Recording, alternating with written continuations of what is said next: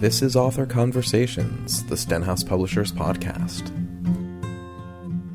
Do your students know the material on standardized tests, but are unfamiliar with the language being used on the test?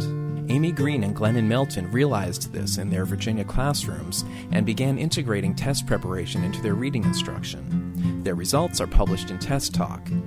In this phone conversation, Amy and Glennon tell us about the background of Test Talk, the limitations of conventional test preparation, and the sense of agency that adequate preparation creates in kids. Glennon speaks first.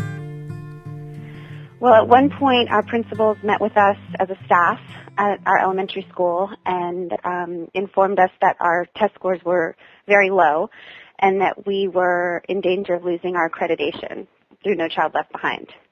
So it was really just kind of an idea of both the administration and the staff to just kind of look at the test for the first time and actually take it like the kids. And we actually took it together as a staff. Different grade levels took, like the third grade teachers would take the fifth grade SOL and just to be exposed to the different types of things the kids were being tested on.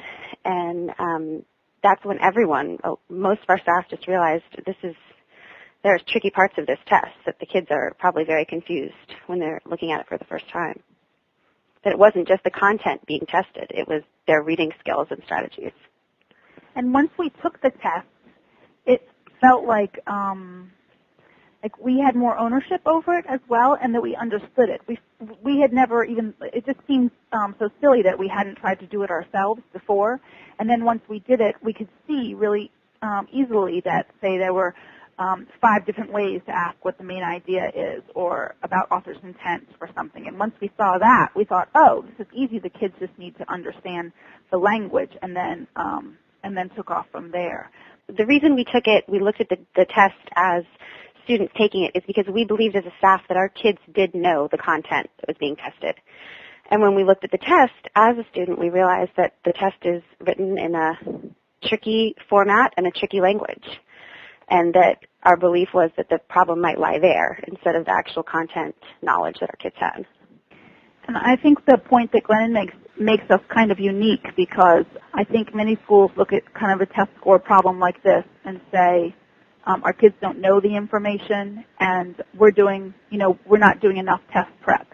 And so we never believed that, because the things that our kids do in class are amazing. We knew that they were intelligent and that they understood the content that we were teaching them. And the problem kind of presented itself to us, I think, more clearly than it might to another school in the beginning, because our students are mainly ESOL. So the idea of the language being tricky kind of popped out at us right away. But as we studied it further, we realized this language would be tricky for a child who's been speaking English for years and years also. That it's just a very, very formal, different English that students don't use for sure, their parents usually don't use, and we weren't using in our classroom. To us, it seemed like almost every student is an ESOL student taking a standardized test, the way we were reading it, because the language is so formal that we didn't think any of our students were familiar with it. One of the points, and I think in the introduction, is that practice is not preparation, right. And we feel like that those test prep things ask you to read lots of passages and answer over and over and over again these questions, but nobody ever stops to actually teach you how to analyze the language or the what's in the questions, the kinds of questions there are, the author's clues, and so it's just asking to practice, but there's never ever any teaching done, and that doesn't help the children at all. Most test prep programs they don't make sense with the way that we know children learn. When we teach children a new concept, we're supposed to attach the unknown to the known,